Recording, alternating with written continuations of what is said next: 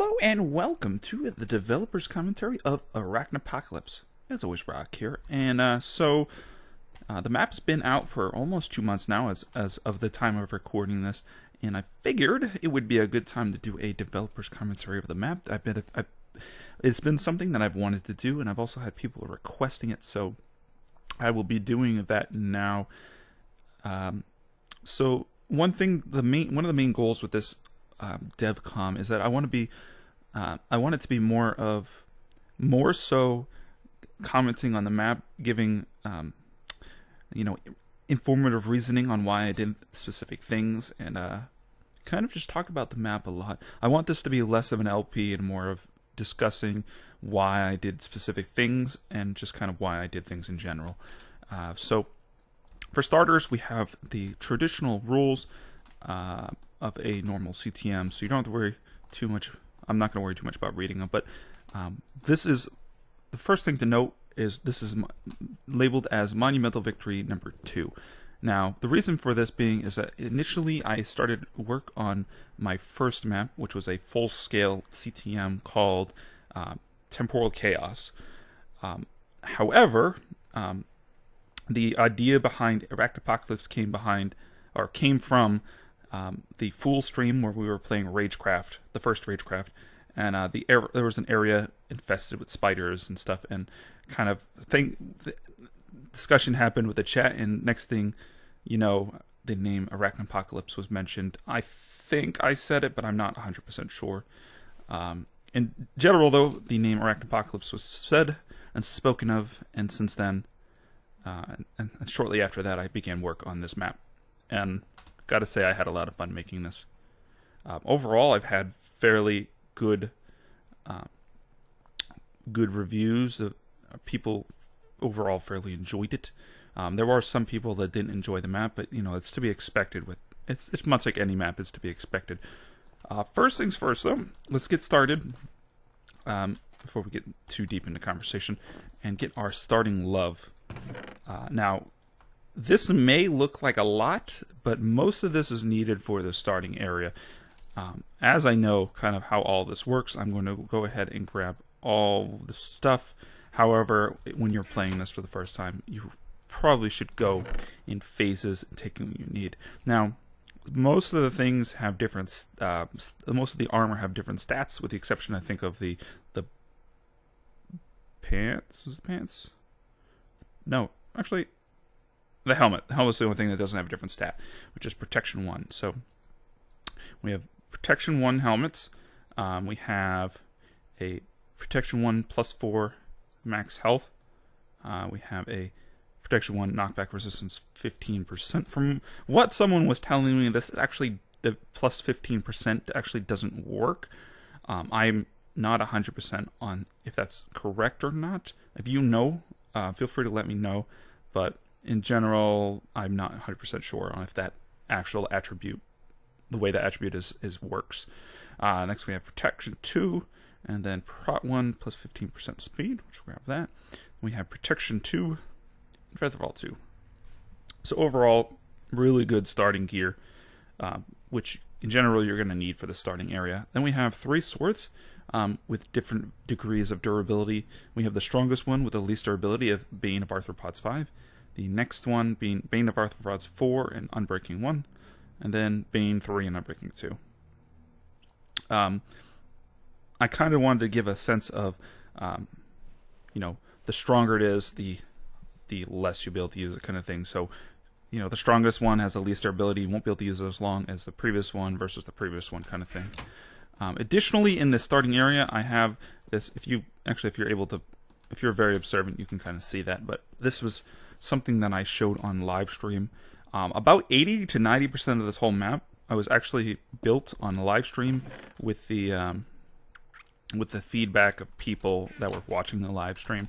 So things from the block variation to different aspects of the areas, a lot of the map was built with feedback from people as I was building it. So if you don't like some specific things, keep in mind that it was at the time it was built, it was due to feedback from other people.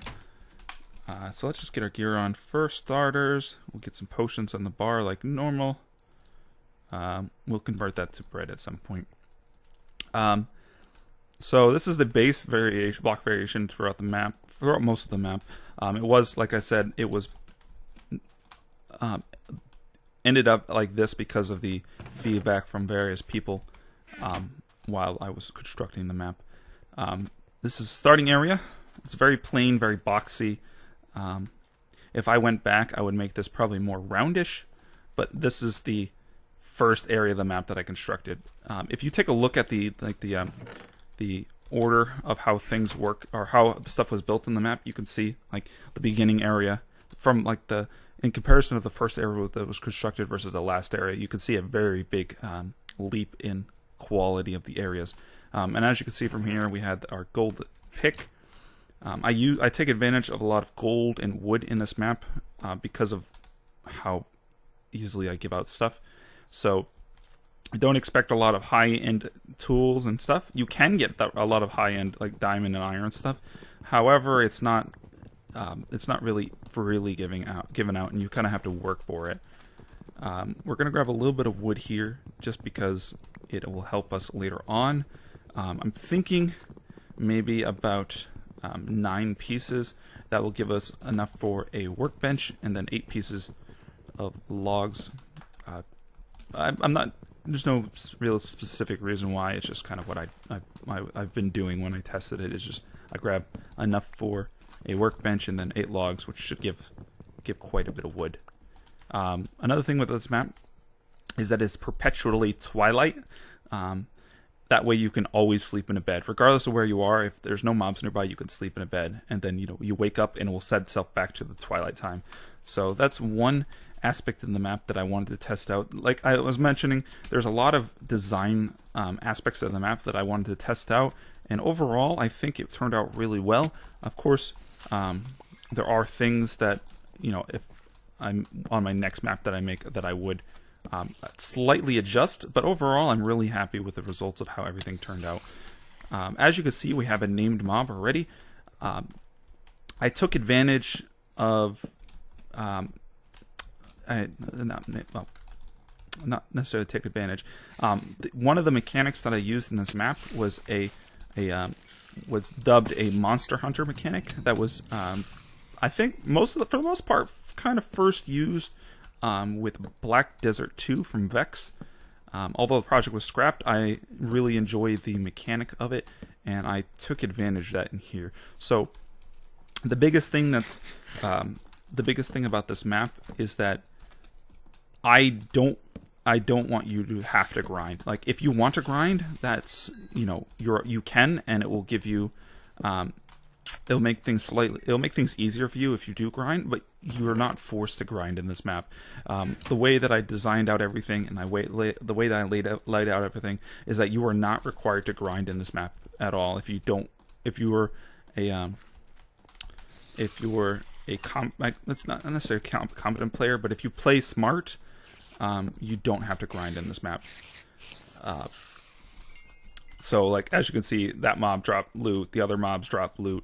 There are, I think, 1, 2, 4 named mobs in the map, I believe. There are 2 named spiders, a named cave spider, and a named silverfish. All of the named mobs in this map drop loot,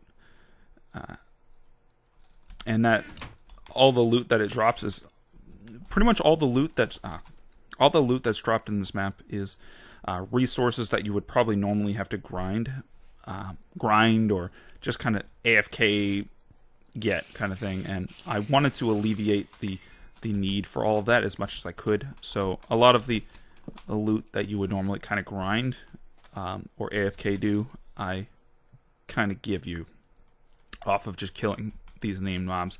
So there are the 4 types of named mobs. We've seen 2 of them already, which is the first one, which is a Fal Aranea.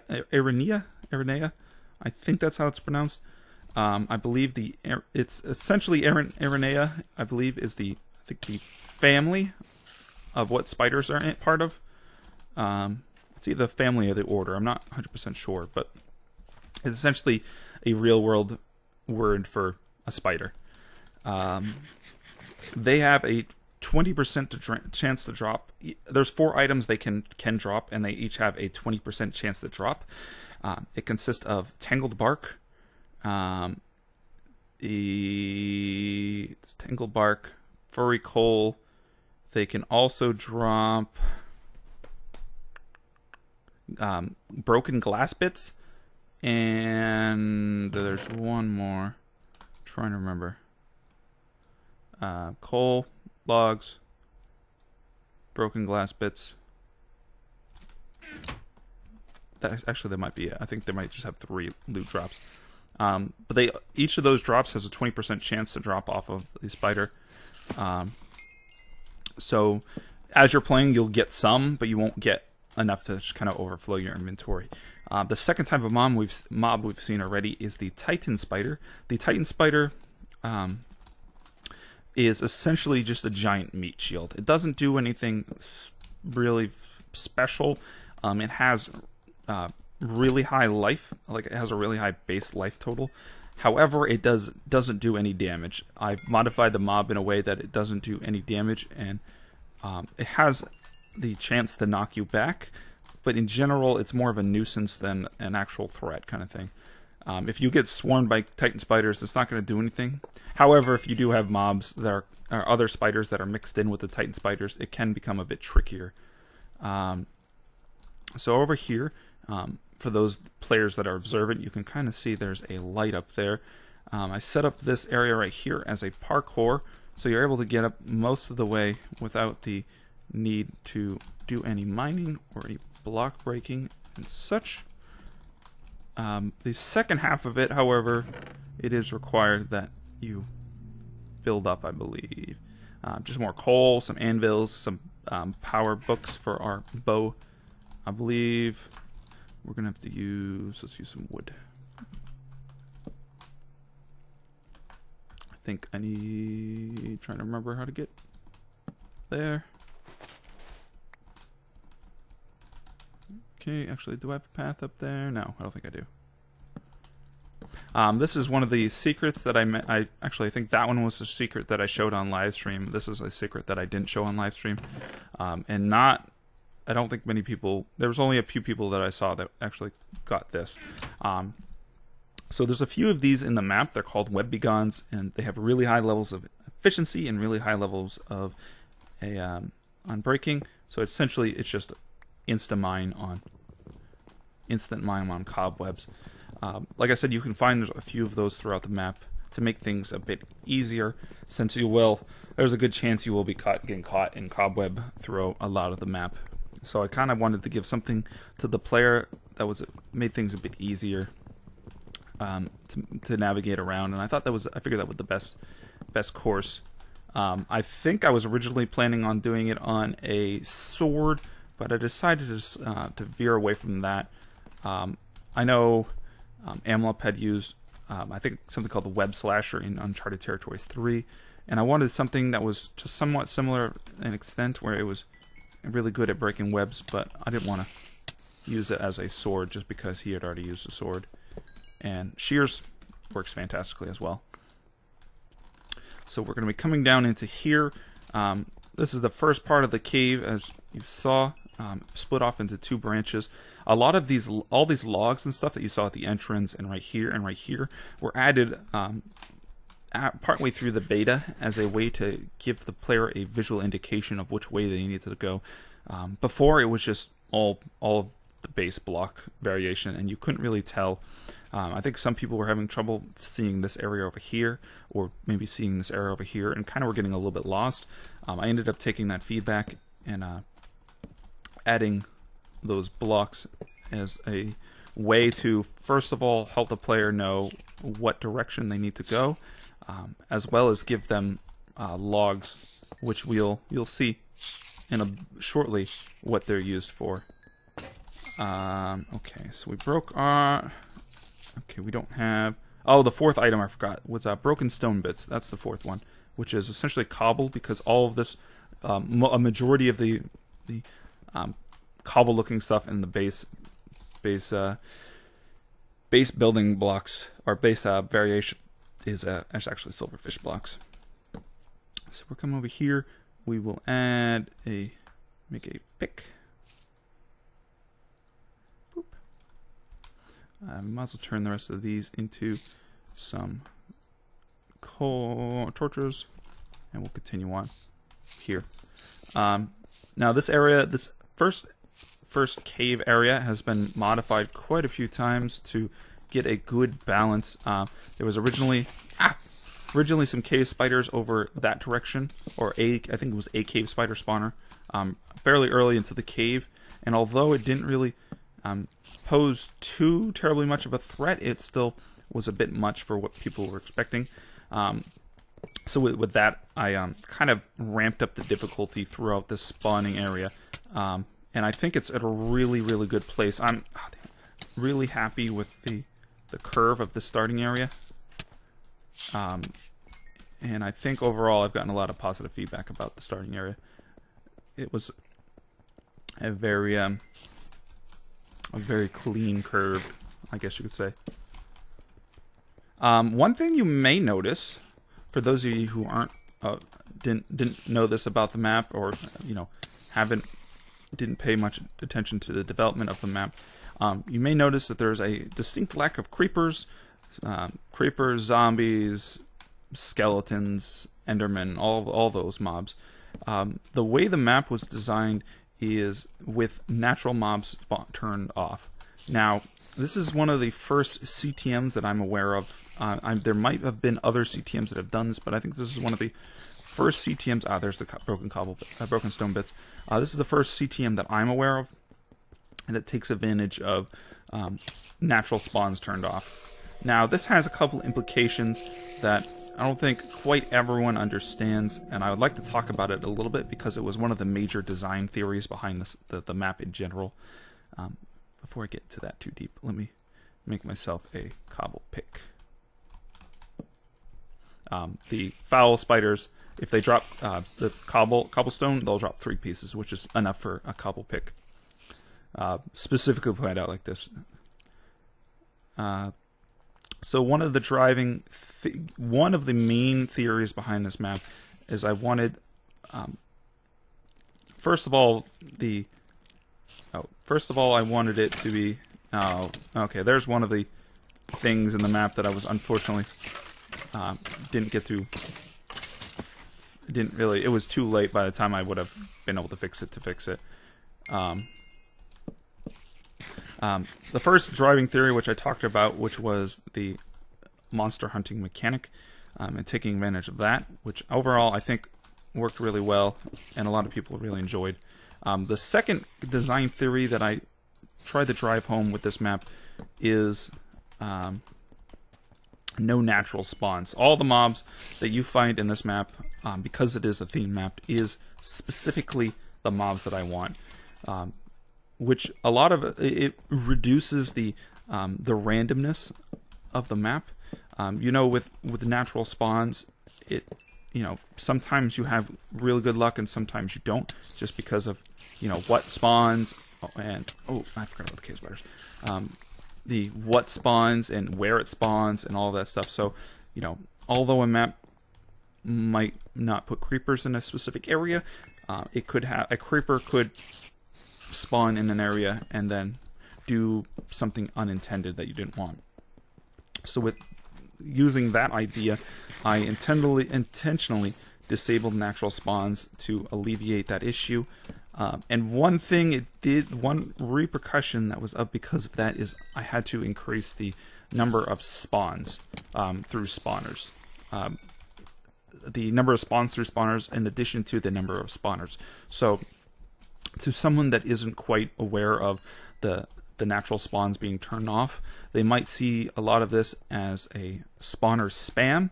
I've had comments on that in that regards mentioning that. However, I will say that because of there are no natural spawns in the map, one of the only ways to increase the difficulty, or pretty much pose a difficulty, is to increase the spawn count, or the spawner count. But however, due to that, with that in mind, if you keep that in mind when you come into this or when you're playing this, it's actually quite bearable, and it's not actually that bad.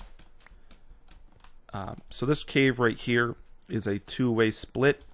There are a couple places in the map where there's multiple ways you can go. They all lead to the same place, but like this general pillar, you can go to the left or to the right, and they both lead to the same place. Just the illusion of an option for the player, more or less. Okay, we're going to continue on through here. As we head forward, we're quickly approaching the intersection, the first and only intersection of the map. I thought about doing it some other way, but I figured the intersection would probably be the most pleasant way to do it. Okay, drop that. I need some more. Oh, thank you. I'll deal with you in a second.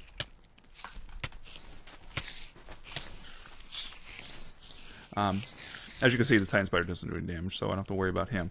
However, his friends, the Silverfish, and the normal spiders, the Arachnapocalypse, however, do damage.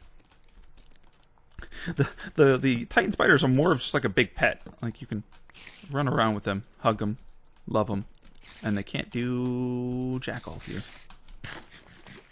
They're more or less just a giant loot. It's a moving loot that you can kill.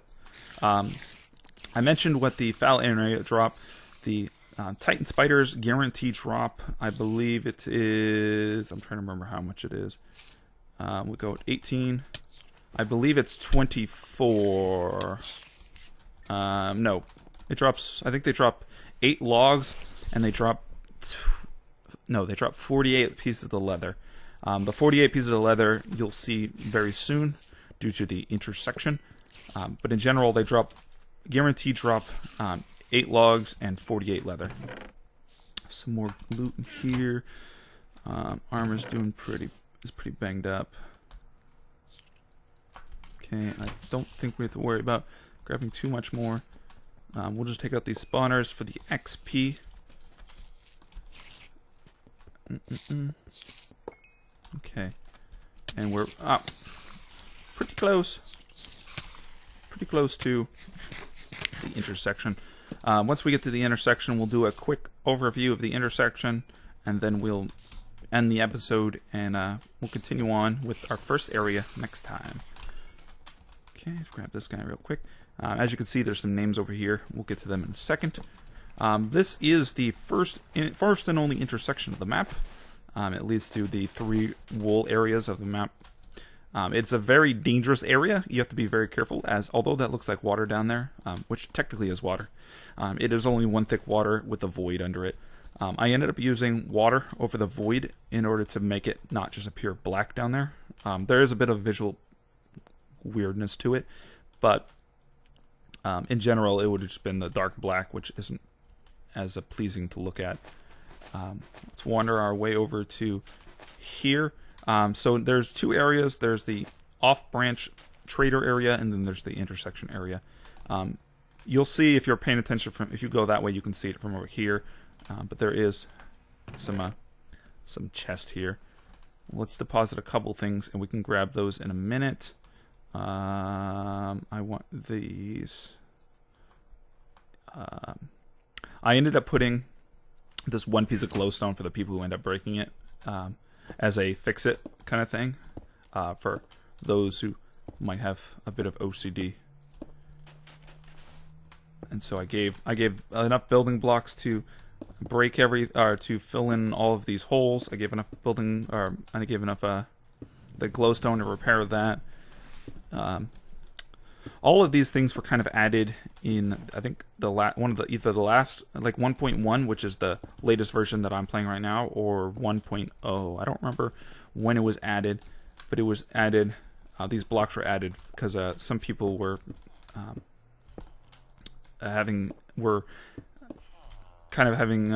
didn't particularly like all the holes, and they wanted something to fill it in, so I added these. Okay, so that's the intersection. It leads off into 3 specific areas, which we'll go into in a future episode.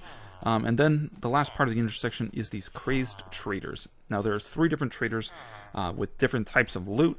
This one is more of weapon-based loot. This one's more utility, food, etc. based loot, and this one's more armor-based loot. I added a lot of custom loot into the game that you can either find or you can get. But a lot of the stuff you find in here, you can kind of, for the most part, get. One additional, I guess the biggest thing with these traders is that almost all of the loot you get is based off of mob drops. These broken stone bits and the sticks, which you can get from logs, are from mob drops. Logs are from mob drops. These rage spider fangs, which we'll see later, are from mob drops. These empowered crystals are mob drops. You know, spider eyes and string and everything that you can get in these traders are based off of mob drops. So if you decide to farm mobs, you can get the resources to get trades easier. However, you don't need to, and you can get just enough to do trades in particular. One big thing with this map is, because I wanted to go with a lot of immersion into it, can I put that in there? Okay, good. Where's it going with that? Because of the immersion, I didn't want to just give out food willy-nilly.